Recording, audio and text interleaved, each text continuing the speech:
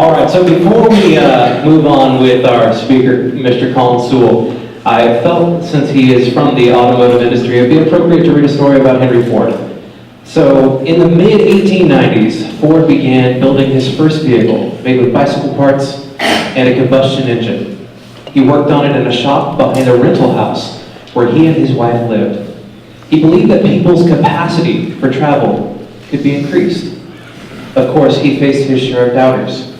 People thought he couldn't do it. Others advised against it because they believed there just weren't enough roads built to accommodate a vehicle that powered itself.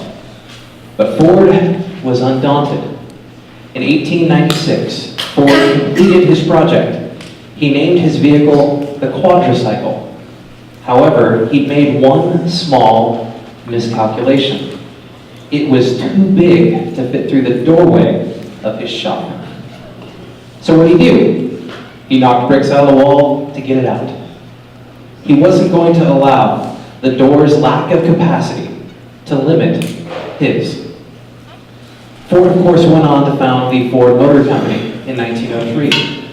His belief in unlimited capacity helped him take car manufacturing from a slow, expensive, meticulous, hand-built process to a fast, efficient, automated process that put the automobile within the reach of everyday people by 1924. And by 1924, the company had produced 10 million cars. 3 years later, it had produced more than 15 million. Trying to build your life without removing your limitations and increasing your capacity is like building a car in a small shed and being unwilling to knock out the wall to get the car out on the road. All locked up, your capacity can't really go anywhere. Remove the limitations, and the world is completely open to you. And for those of you who know me, you know that there's certain things that I'm passionate about. One of them is cars, and another one of them is the Disney company. And I say cars, and my wife's sitting in the back. While I have not had the opportunity to buy a car from the Sewell family of dealerships, everyone in here knows that I go through them like, but I don't know, like once every year or something like that. So I'm sure the opportunity will present itself in the next 12 months or so. And what I'm so passionate about with the Disney company is their customer service. And the Sewell family of dealerships, I believe, is the Walt Disney of the car dealership industry. And so without further ado, I'd like to welcome Mr. Collin Sewell. Please join me in welcoming.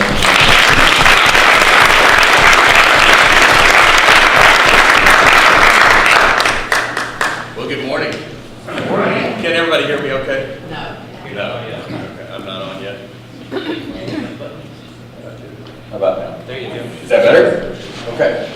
Well, great. Thank you so much for having me. As Scott, thank you and the whole Keller Williams team for allowing me to be here. As he said, my name is Collin Sewell. I'll tell you a little bit more of the story about Ford. In 1911, Henry Ford was trying to find people that would sell these things called a Model T.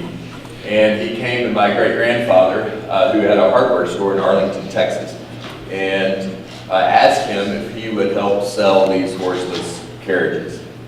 And so that's actually how we got in the car business. My great-grandfather started selling Model Ts in 1911. They came in a crate box at the time, and he had to assemble them, and then he actually gave all of his customers driving lessons because nobody knew how to drive this crazy thing called a horseless carriage. In fact, if you've ever bought a car before and you know this old slang, I think that's kind of where the word horse trading came from. So if you think about it, right, that we used to trade horses, and then all of a sudden people wanted to trade cars. My grandfather came into the business in 1935, which is where we started our Ford dealership in Odessa. The way we got to West Texas is because in 1929, when the stock market crashed, my great-grandfather lost everything he had in the Great Depression. And so he had to load his family up and find a place to make a living. And the only place that was really happening was in this really sleepy town by the name of Crane, Texas, where at the time it was actually bigger than Odessa, and oil was booming. And so they moved to West Texas, and my grandfather and his brother finished school, and they decided that they wanted to go out on their own. And my great-grandfather had become a bookkeeper for a hardware store there. And so they went and told their dad, he and his brother went and told their dad, they said, "Dad, we found a Ford dealership in Odessa, and we want to buy it." And he said, "Well, you guys are just too big for your britches. I mean, we've already done this thing once, and you just need to, take care of business and be smart." And that's what happened if you lived through the Great Depression, right? So they didn't listen to him, thankfully, and they went to the bank and they borrowed $2,400. And they bought the dealership in 1935, and here I stand. Now, the reason I tell you that, the front side of that story, is that if there's anything that I share with you today, I hope that the first thing you'll remember is that if I've had any success, it's because I've been standing on the shoulders of a lot of great men and women who have gone before. So I'm 44 years old. I have 3 boys. My wife and I have been married since 1999. So I think I have some things that I can share with you. I don't know that I have a lot that I can teach you today.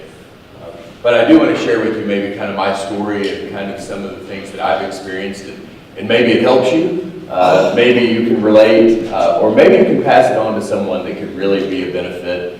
Maybe between both what you know and I know. I started back to work at my family's company in 1996. I graduated from TCU, and parents are just kind of mean. When you get out of school, they expect you to get a job. And I don't understand it, but I'm kind of very tired of raising mine too. And if you can understand, I have a 14-year-old, so you all need to know anything else. Okay, and at 14, I said to my son the other day, I said, "Son, you're getting ready to meet Jesus sooner than later if you don't fix this. In fact, I'm going to arrange the introduction, okay? And it's going to be early." And so I kind of understand why when they get out of school, you're just kind of like, "Man, you got to go," because, this has been hell. So, and I love him. I just don't always like him, okay? And I'm sure my mom felt the same way about me. But when I got out of school, I had to figure out what to do. And I had 2 options. One was I could go to work in my family's business in Odessa, or I could go do something else. And I had 2 job offers. One was for my dad, and then the other job offer was in Dallas. Now, a lot of people, when they see that or hear that, they think, well, of course you took the job in Odessa, you can go to work with your family and do that. No, I wasn't near that good. I took the job with my dad because it paid $500 more a month. I didn't take it because I wanted to be part of my family's legacy. I didn't take it because it was some great opportunity. I wanted to make $125 more a week. The reason I tell you that is that everyone starts with a job. The real question is just how long we're going to stay there. And so what I tell everybody in my company, there's a little over 400 people in our organization now, is that a job's a great place to start. It's just a terrible place to stay. A job's a great place to start. It's just a bad place to stay. And what I mean by that is that every one of us, some of you maybe right now, have a job. When you got out of school, or when your family said get out, you had to go make money. You had to pay bills, you needed an apartment and a house or a car, and you had to make some money. And the first thing most of us were probably looking for was not, I tell you what, where is the really best company I can go to work for? They go, who pays the what? Most. I don't really care if you're a good guy or not.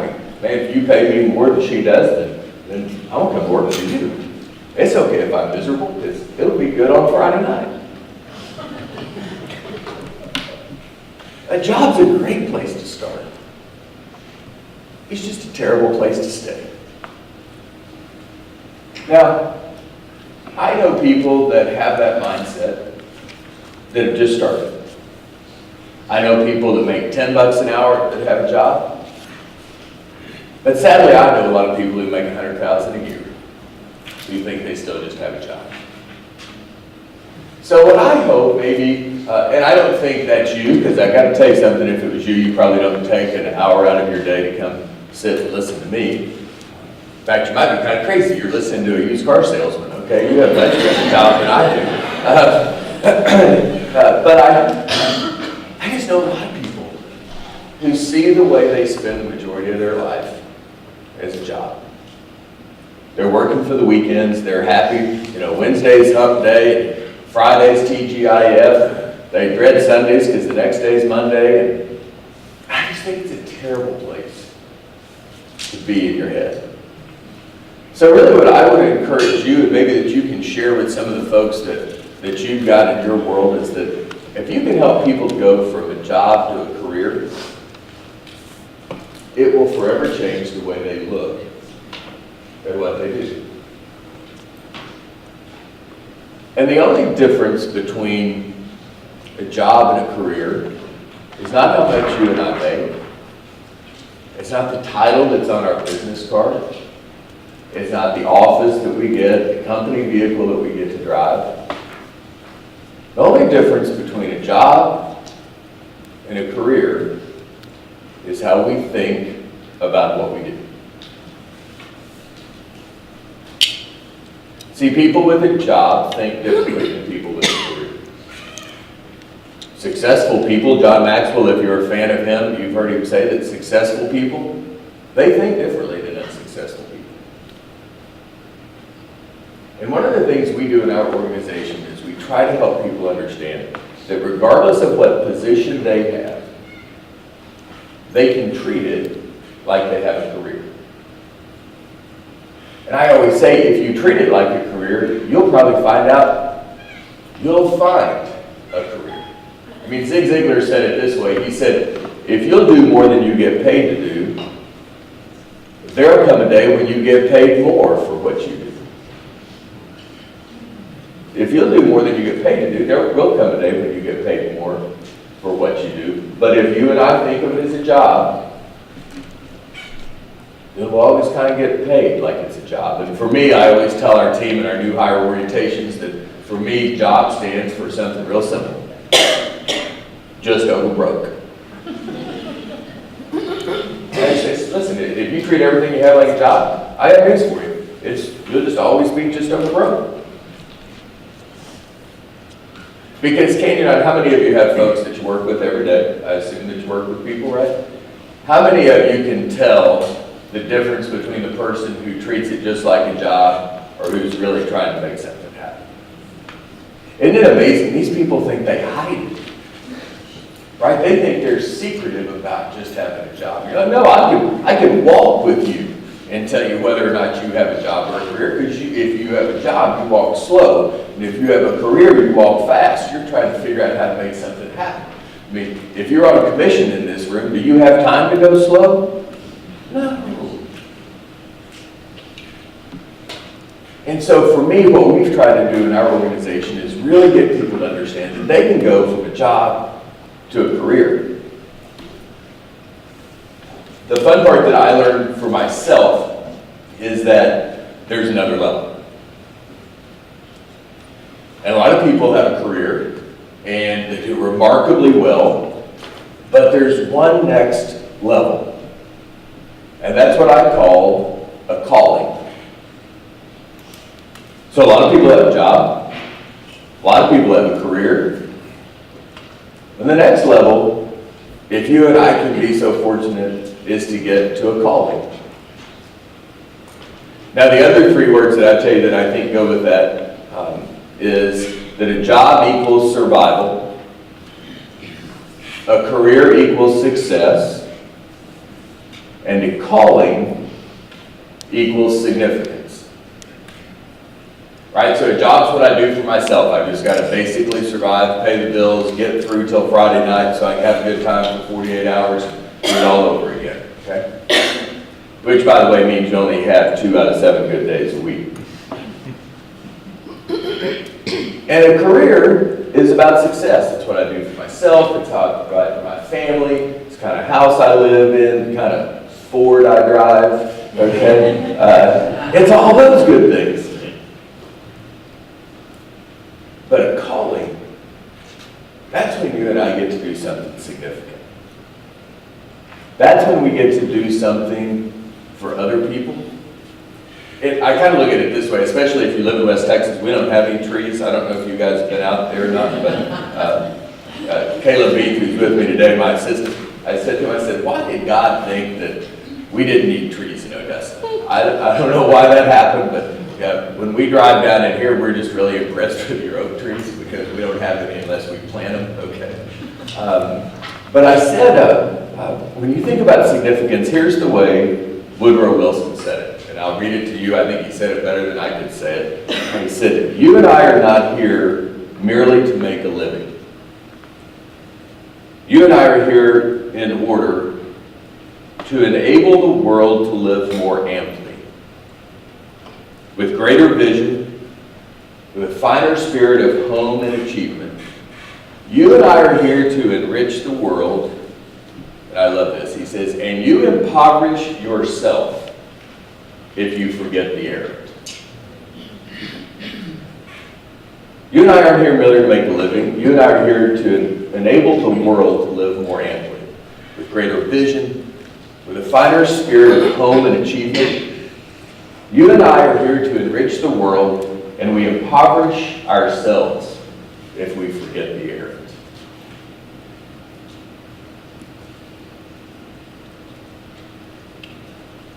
So at about 2000, 2001, I was really sick and tired of being in the car business. And I remember going home to my wife and I was saying, listen, if this is all there is, then I'm going to go do something else. I mean, I thought, because everybody told me, Collin, you need to learn how to manage a business. So every day I go to work, how do I manage the business? And finally one night I got home and I go, well, I don't like to manage the business. This is awful.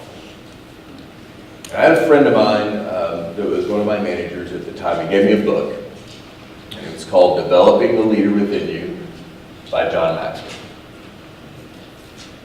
And I read that book. In fact, I just engulfed that book. And when I got done with it, I realized the reason I was so miserable doing what I was doing. And it's because I had experienced success at a young age because I'd had a whole lot of people go before me. And I was learning how to manage a business. The problem was I didn't know that I could also be a leader. And I continued to manage the business, but I had not understood what I could do to really lead people. And when I read Developing the Leader Within You, it hit me like a ton of bricks because all of a sudden I said, wait a minute, I can do more than to manage a business. I can lead people. And I could get excited about that. Now, I didn't know that was called significance then, but today I understand that that's significance. Because for me, leadership is doing for other people what they may not know or may not be able to do themselves.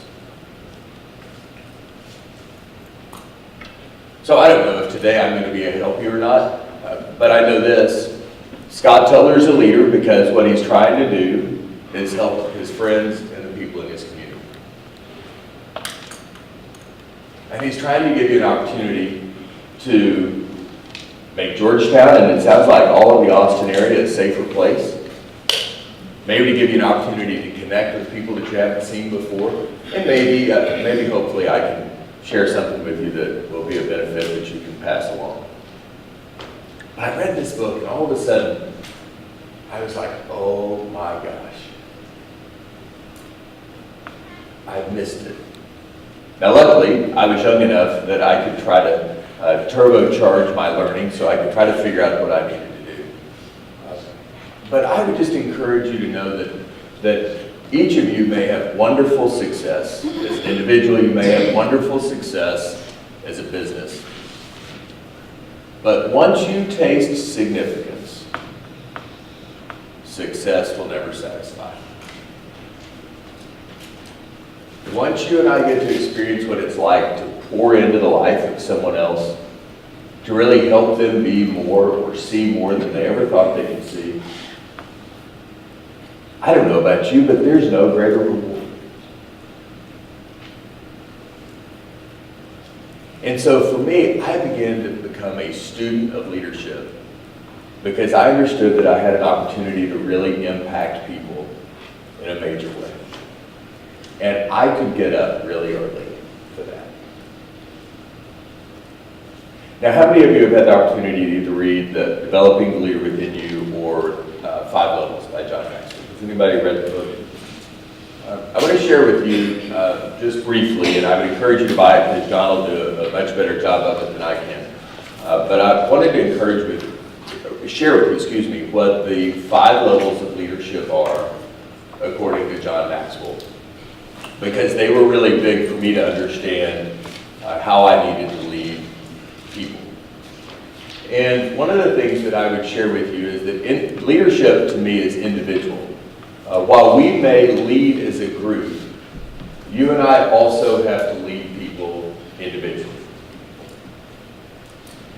Now, all of us know that, especially if we're parents, because I have 3 children, 3 boys that are 14, 12, and 9. They have the same mom, they have the same dad, they live in the same house, they eat the same food for the most part, and they are 3 totally different people, right? And when they grow up, guess what? They're going to be 3 totally different people the way I approach. One, I could spank one of them until my hand was numb and he wouldn't care. And on the other opposite end, I can look at one of my kids crossways and he burst into tears. Okay, I mean, there's just 2 totally different worlds. In fact, my 14-year-old is the one that I could beat until my hand went numb and it wouldn't work. And one time he made me so upset, okay, that I wanted to do that. But you get in trouble for that. You can't do that. Okay? So I told him, I said, go to your room and I'll be there in a minute. And so I go upstairs and I'm talking to my wife, actually yelling, going, what are we gonna do? I mean, this is crazy. You won't ever listen. And from the bottom of the stairs I hear, Daddy, Daddy, can I have my spanking so I can go out and play?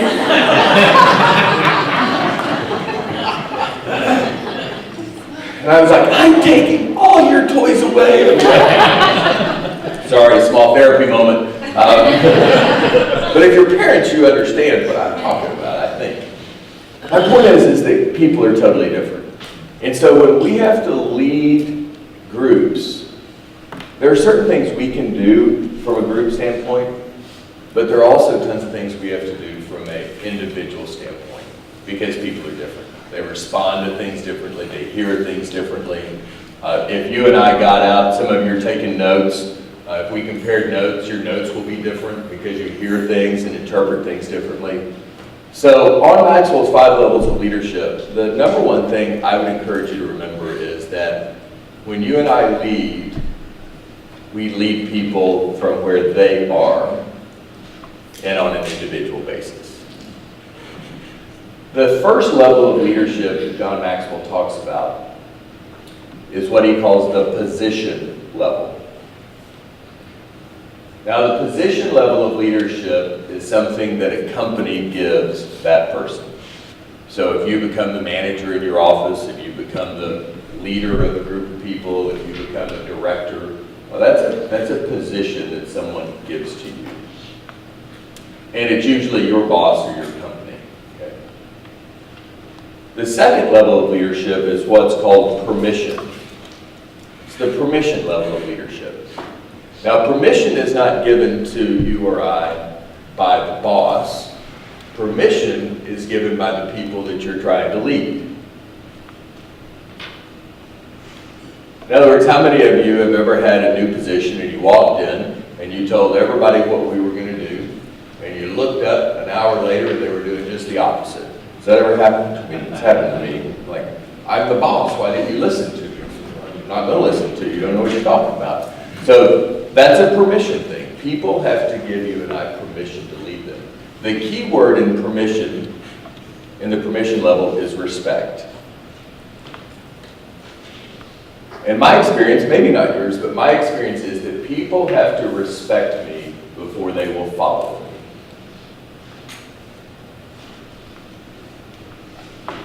Now, I mistook that when I was younger. I thought it meant people had to like me.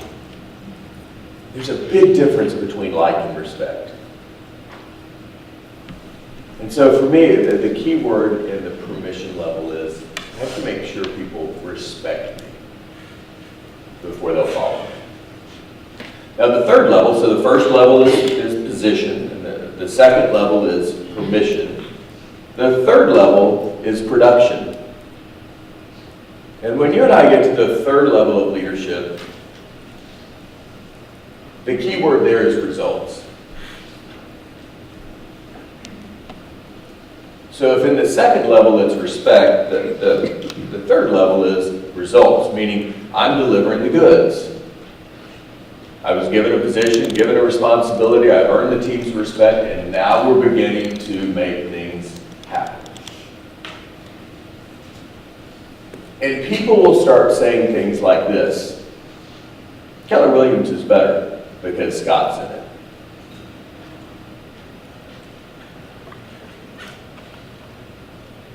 Your company's better because you're the leader. That's level 3. Okay? Now, level 4 is what's called people development. And people development is where not only do people know you've got the title, and not only do people respect you for what you are, not only are you delivering results to the company, but the key phrase in people development is, and I'll explain it in just a second, you'll start hearing people say, I'm better. I apostrophe M. I'm better because Scott's my leader. So what happens is it goes from being professional success into personal success. It's when people start getting developed out. It's when you and I lead, and all of a sudden you're like, man, you know, Scott even gave me advice about being a dad. Scott gave me advice about my finances, or he helped me figure out how to get out of credit card debt and put a business plan together. In other words, what happens is I don't just respect you. You're not just helping me do more in the real estate business, but I'm a better person because I'm being led by you. Now the fifth level is just like the first level. The fifth level is given to you by the company, or the first level, excuse me, is given to you by the company. The fifth level is finally given to you by all the people that you lead. And John calls that level personhood. Personhood.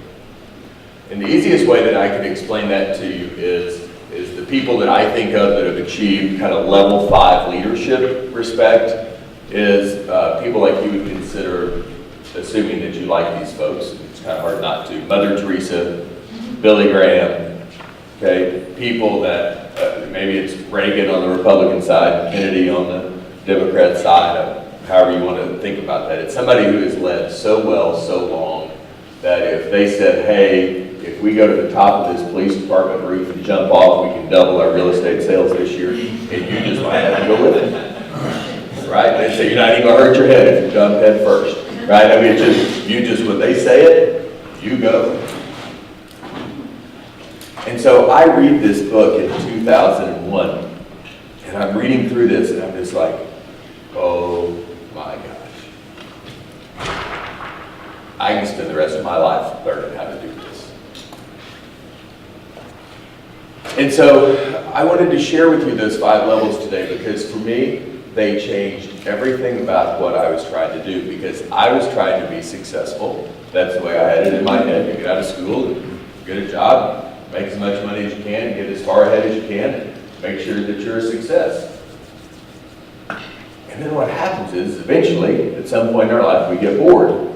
And we either go play golf or go make a difference. Now, I'm not saying there's anything wrong with golf, okay? But I am saying that if people play golf 7 days a week, it's kind of like what Zig Ziglar used to say, is all rain makes a flood and all sun makes a desert.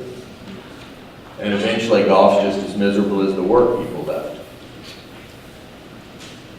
I mean, I don't know about you, I'm not a good enough golfer, it's pretty frustrating for me. I'd rather work than I would play golf, okay?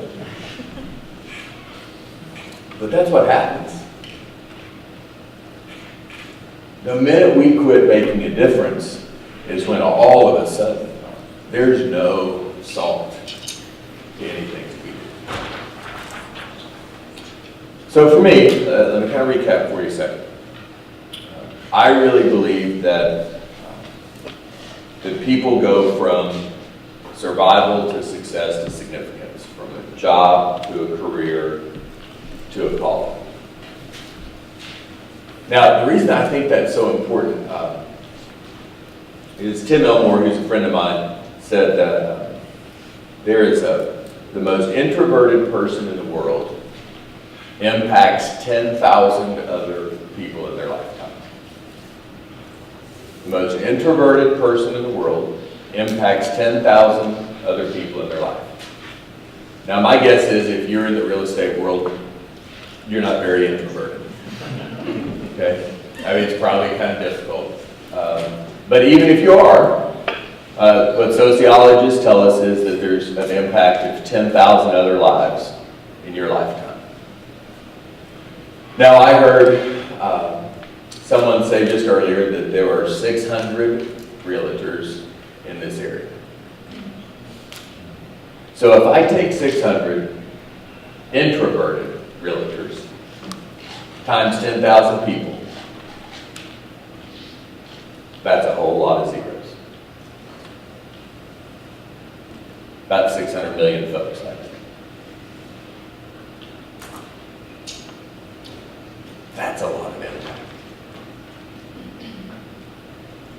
That is a significant movement that each and every one of you and each and every one of us can make. I'm reading, just finished a book recently by Eric Metaxas called If You Can Keep It. And Eric Metaxas wrote a book about Dietrich Bonhoeffer. He also was the original author of the book Amazing Grace about William Wilberforce, who was the precursor to, and kind of Lincoln's hero to end slavery in the United States. William Wilberforce ended slavery in England, which served as kind of the genesis for Lincoln and the Civil War and the fight for abolishing slavery. So Metaxas writes this book called If You Can Keep It. And the thesis of the book is virtue, hope, and faith of America's democracy. And what his real belief is, the reason I talked to you about the significance and the impact that you can make in your communities, is that he does not believe that we transform our nation at our state capital or at our nation's capital. He believes that we transform our nation one community at a time by people in communities who are willing to make an impact, and willing to do the work, willing to be a community of significance, that then creates a groundswell that changes our state at its capital and our nation at its capital. And so I just would encourage you that regardless of what your political persuasion or views are, that if you want to make an impact in our community, if you want to make an impact in your community, that you do that by really beginning to understand that we have significant impact. If there's 600 realtors and the people that you touch and the people that you connect with, I'm not so sure that even next to bankers, people probably share their most intimate and personal stories with you. Which means that you probably stand in a position of great influence with the people that you talk to every single day. So if you ever thought, or any of your associates ever thought they just had a job, maybe you have a little fuel to be able to tell them that they don't have just a job. That they mean so much more than they ever thought.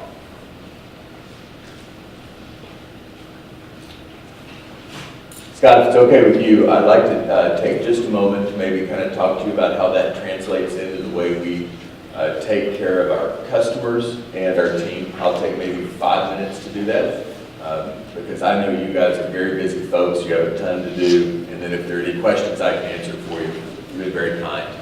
But if you give me 5 minutes, and then if you have any questions, I'll be glad to take those for you, okay? Is that okay with you? One of the things that I believe about people in our company is that, well, let me say it this way. Okay, so I'm a person of faith. And if you're not, it's okay. I'm not passing judgment on anybody. I'm just telling you, as a person of faith, I believe that every person has value. And I believe that I'm supposed to be my best example that I possibly can to everyone in my organization and to our customers. And so as a result of that, there's just kind of some beliefs we have about our team and our customers. I'll share them with you briefly. But one of those things that I believe is that customer service for us is just an extension of our values. In other words, we value people, therefore we value our customers. We don't have customer service because we're trying to sell more cars. We have customer service because that's the right thing to do for us. It's what we stand for, it's what we believe. So I always believe that customer service is an extension of our own values. Number two, I do believe this, that all things being equal, people do business with people they like. All things being unequal, they still do. All things being equal, people do business with people they like. All things being unequal, they still do. Because for me, it has always been about relationships. Always has been, always will be. You, in fact, in your industry, the real estate industry, understand that much more than we understand in the car business. Because if we understood that better in our industry, we'd have lower rates.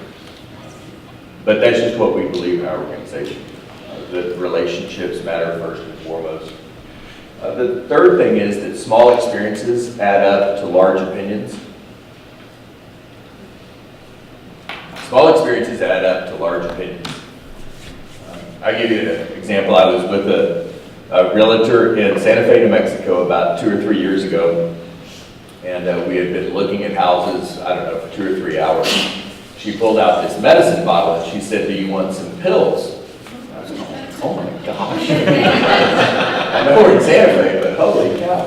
Well, she had this medicine bottle and they were full of M&Ms. And she said, "This is what I give all my customers." And we've had a couple hours in the car. And my point is, it was just shit, like she was this little shock factor, and then there were these chocolate M&Ms.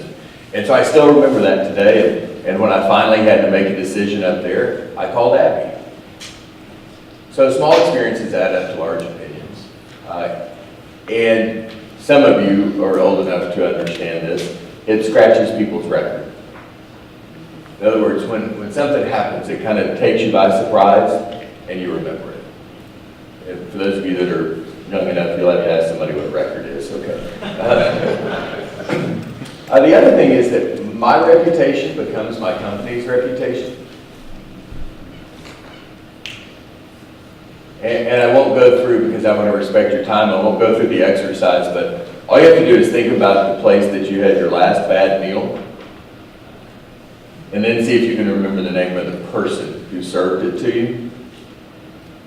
Usually about a third of you can remember the server's name, but 100% of you can remember the company's name.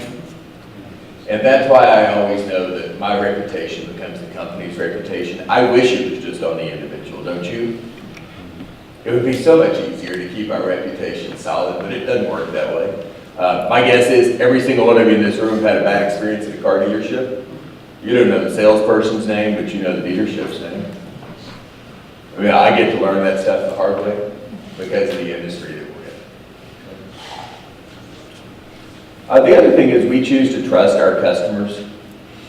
I think in the world today, there's this natural inclination to distrust people, and we just choose to trust our customers. So what that means is if you bring your car in and you need to get it serviced, and you come back to me and tell me that we took your cell phone because you left it in the car, we're going to do two things, okay? Number one, we're going to try to find it for you, okay? Number two, we're going to tell you we're sorry and ask you to go get another one and bring us the receipt. I mean, the only other implication is one of us is a liar. And as a business owner, I lose if I try to pick that argument. Drew's going to choose to trust you. Now, if every time you come back to get your oil change, you lose your cell phone, I may just have to say, but you lose stuff. can go somewhere else. I mean, I don't know. But my point is things happen. So I find it odd, you've been to car dealerships when it says, not responsible for items left in your vehicle. That's the dumbest thing I've ever heard. You'll bring me your $50,000 car, but you can't trust me with your $500 iPad? It doesn't make sense to me. So we're just going to choose to trust our customers. We don't have signs that say employees only. I mean, you ought to be able to go anywhere you need to go. The other reason I give you that from a dealership standpoint is that there's something in your industry, there's something in your world, there's something in your business that maybe you can say, do we really choose to trust our customers? And then the final one that I would give you that I think works and is important, not just in business, but in life, is we try to teach our folks to master the art of the apology. Now, ladies, you've got this one, okay? And you know that all the men around you don't, all right? So I know how this works, okay? I don't like to be wrong. I don't like to say I'm sorry. And yet, it is the best fire extinguisher for a problem that any of us ever have. So I literally, we walk through this kind of 4-step process in our new hire orientation, and I go, own it, apologize for it, make it right, and learn from it. Own it, say I'm sorry, and I make these poor men say the words, I'm sorry, I won't do that to you today, you might revolt on me. And make it right, and learn from it. But I'm just amazed at when people make mistakes, how they think excuses are going to make it better, when they never do. I mean, if you get cold food and somebody says, tell the dog reasons it was cold, it doesn't heat your burger up, it heats you up. Right? Just say, I'm sorry. Let me make it right. So that's kind of how what we believe in translates into what we believe about our customers. And I hope that was helpful for you this morning. I'm really grateful that you took 45, 50 minutes to listen to me, so thank you. You guys have a great organization. I know not all of you are with Keller Williams, so I'm sorry if I hurt the non-Keller Williams folks' feelings, but the Keller Williams folks I have met through a lot of John Maxwell events, and you guys are just the preeminent names in the industry, so I really applaud you for being that consistent with the way you do things, and I'm a big fan.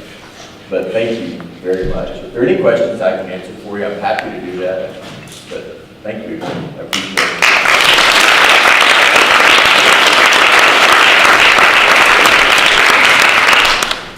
I got a question. Okay.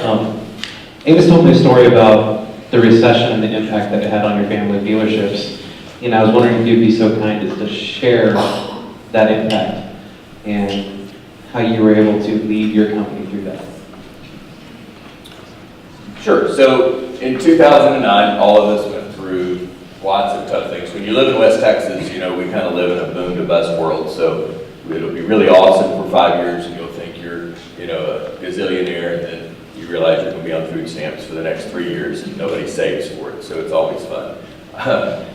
But in 2009, all of us kind of went through that, which made the slump in West Texas even more interesting. So we run on a very slim margin business. Our industry has very thin margins. And so we kind of got to the point where we'd done everything we could to save money, and there was just nothing left. At the end of the day, 75% of my expense at any given month is payroll. And so when you look at where you have to make adjustments, that's where you have to go if you need to make significant expense cuts. And really the decision was, were we going to play Survivor, or were we really going to be the team we said we were? Right? So Survivor says, you go, you stay, you go, you stay.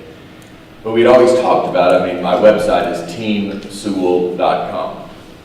So we always talked in words, Team Sewell. And I said to my guys, I go, are we a team or are we not a team?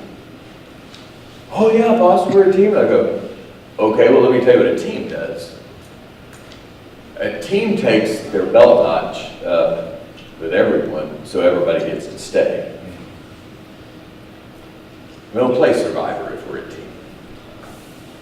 And so the story that Scott's referring to is that we literally made that decision, and everybody, a lot of people were concerned, were people going to quit, or more importantly, we're going to quit and stay, right? So they were going to be frustrated, just train wreck the culture, what would happen if we did a company-wide pay reduction. And so I finally said, no, this is the right thing to do. We're going to find this out. And long story short, we brought all of our folks in. It was a really awful time. And I said, here's the story. We've tried everything we can do, but we have elected not to release anybody, but we are going to ask every single person in the company to take a cut in pay. And I understand if you're not able to stay. I understand if you are mad at me. I mean, I get it. But one of the tough things about leadership is that you and I lose the right to worry about an individual when you have a whole team to be responsible for. And I just said, I have to make the best decision for the most number of people. So we handed out all the envelopes, and I'm kind of just sitting on a stool up at the front of our conference room. And I had a guy come up to me and he says, you and I need to talk. And I was like, oh, yeah, this is what I thought was going to happen. He said, I'll tell you tomorrow, but you didn't cut my pay enough.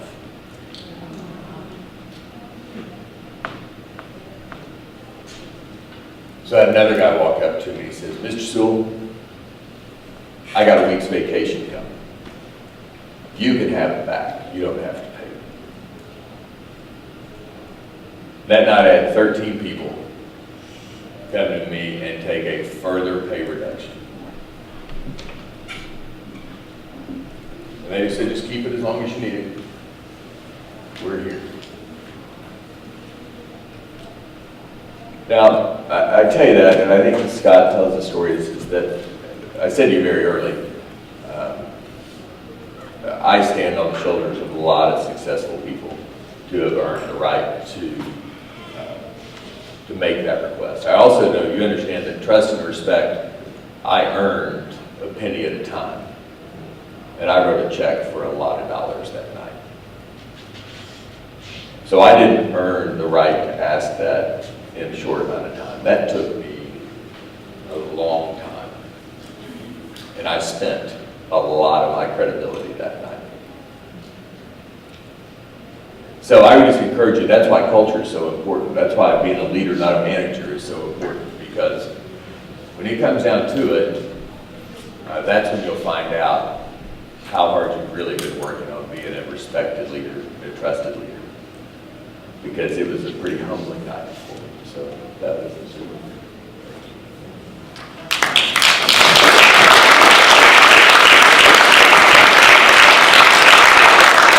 Does anyone else have any questions they'd like to ask Mr. Sewell? Because if not, I got plenty. Yeah, David. Hard to follow that up. What did the transition from a business owner to a leader practically look like for you after you read that Maxwell book? Well, I think I'm still in that phase. That was 15 years ago, and I'm still kind of evolving through it.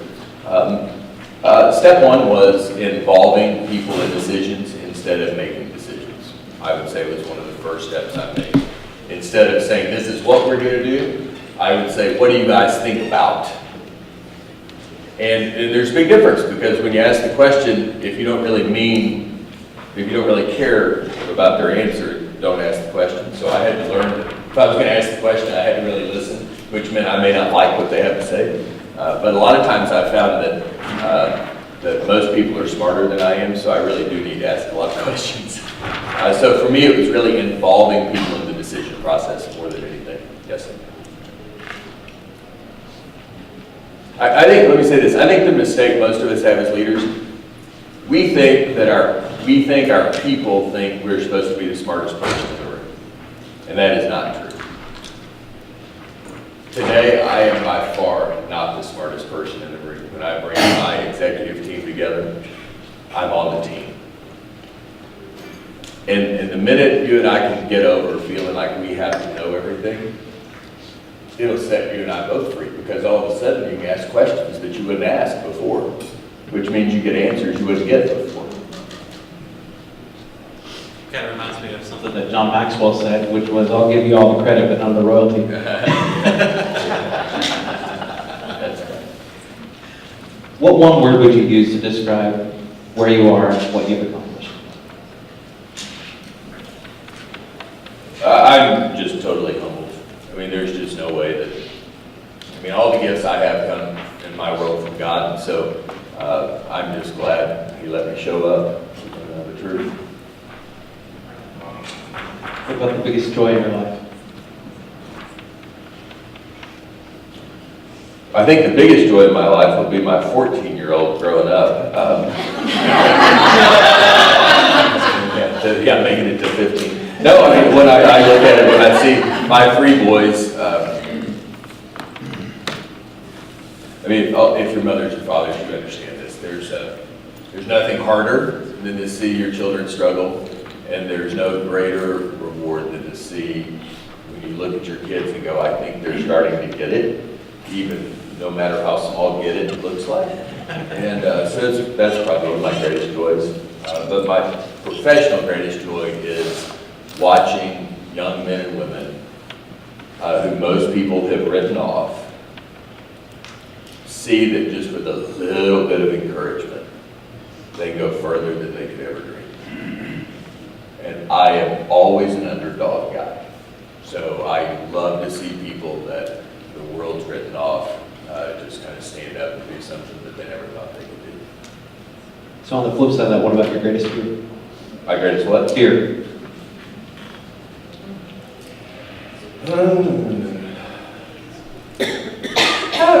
So number one, I would say I don't have like fears, if you want to know the truth. I think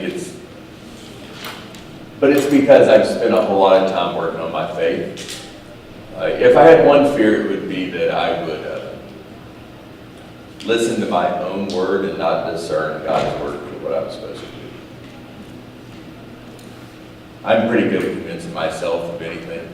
And so that's one of the things I have to really work on, is to make sure that I listen for discernment, not just what I want. So that always gets me in trouble. What is your definition of success? Well, my definition of success is that I am bigger on the outside, I'm bigger on the inside than people see on the outside. So I always want to make sure that my inner character is larger than anybody can see.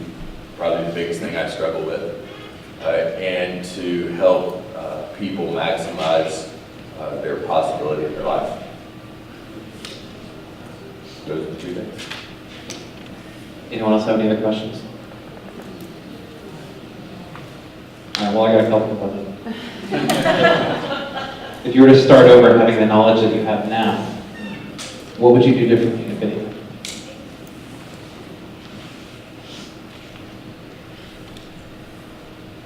I don't know that I would do anything different. I might have done it sooner, but I wouldn't do anything different. I mean, one of the greatest things you and I have is our stories.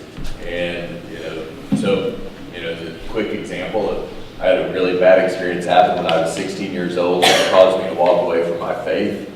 And forever I questioned, why did that happen? Why would that happen? And then literally 3 years ago, I had the opportunity to lead one of my best friends back to Christ. And had I not walked away and walked back, I would have never had the story to be able to tell him. And I mean, it was on that day I go, okay, God, I get it. I get it. I know. And I apologize if I'm not supposed to have those conversations. But I just think that that's an example of I wouldn't do anything different because it allows me to have my story. And because I have my story, I get to live the life that I was supposed to live. I never know that at the time, by the way. I mean, when it stinks, it stinks. So I can only tell you that on the backside, not on the front side. Stephen?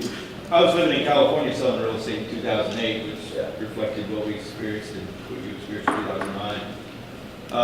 And knowing what your family went through in the very beginning of your family's career in cars, facing the Great Depression, which caused a massive change Sure. and a reflection of mindset about the car industry. Did you reflect upon that time in your family's history when you were faced with some of the decisions you had in 2008, 2009?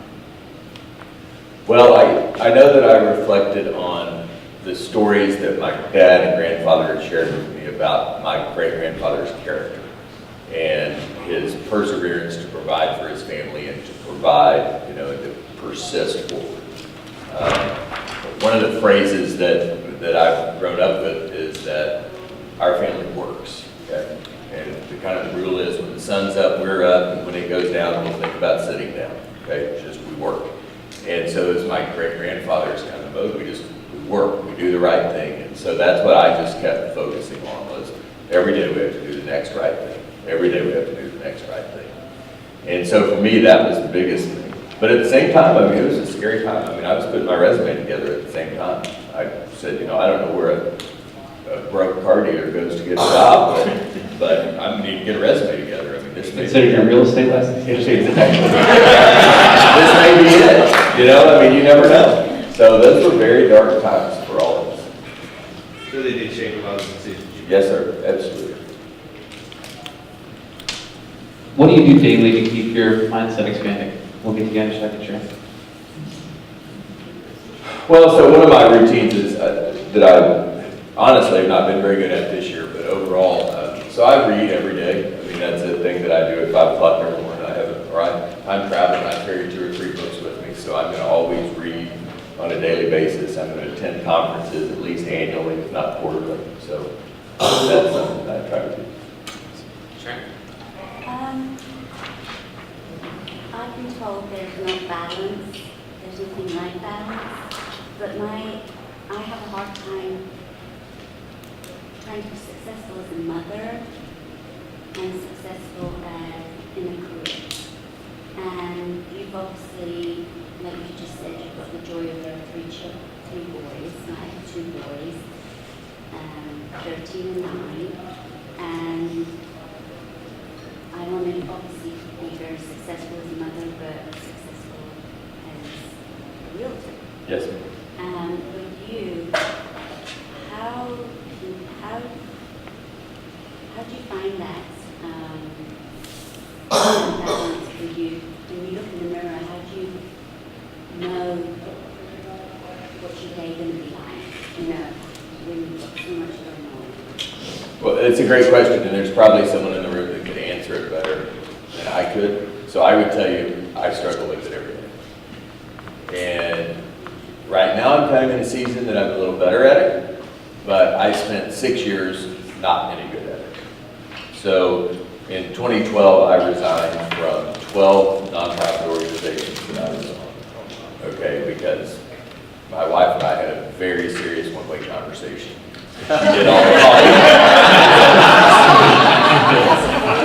She did all the talking, okay, and she was like, "What are you doing?" And what happens is, right, we all get in this gear and we don't even know what else to do, and it's just what we do. And then we have to feed ourselves by feeling like we're successful. And so one of the steps I had to do is really define what success was for me personally during this season of my life when I'm raising boys. Okay? My definition of success is that I'm sitting at my 3 boys' high school graduations and they're glad I'm there. And so I had to rephrase that so that I could understand that in this season, that's what was important. And if that meant that business opportunities went untouched, if that meant that I made a little less money, if that made all those things, that was okay. So I don't know that I have a good answer for you other than I think that there is a season in time that all of us get to be parents and we get to have that kind of impact. And I would feel I would not feel successful if I built a wonderful business of which my sons wanted no part of because of what it had done to them as children. Sorry if that was too harsh, but that's Collin Sewell is what I had to go through. So I'm very grateful for my wife because I'm not sure I would have realized that had she not taken me to the woodshed. one final question that I'd like to end on. Sure. What would you ultimately like to be remembered for?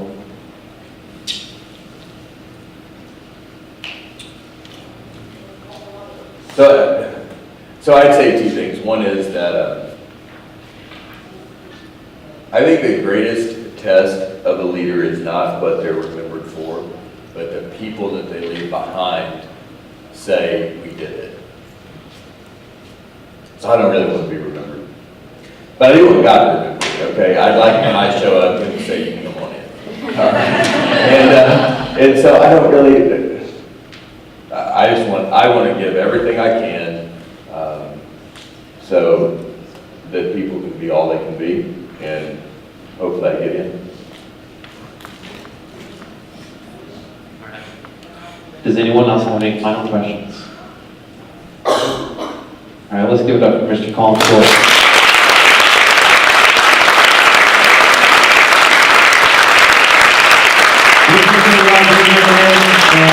And we want to make this a quarterly event. We'll be bringing people in every single quarter to have just a day of leadership and questions and answers with some people from all around the country and individuals here in our community as well. So we appreciate you being here. Thank you so much for spending a little bit of time with us today. Have a great day.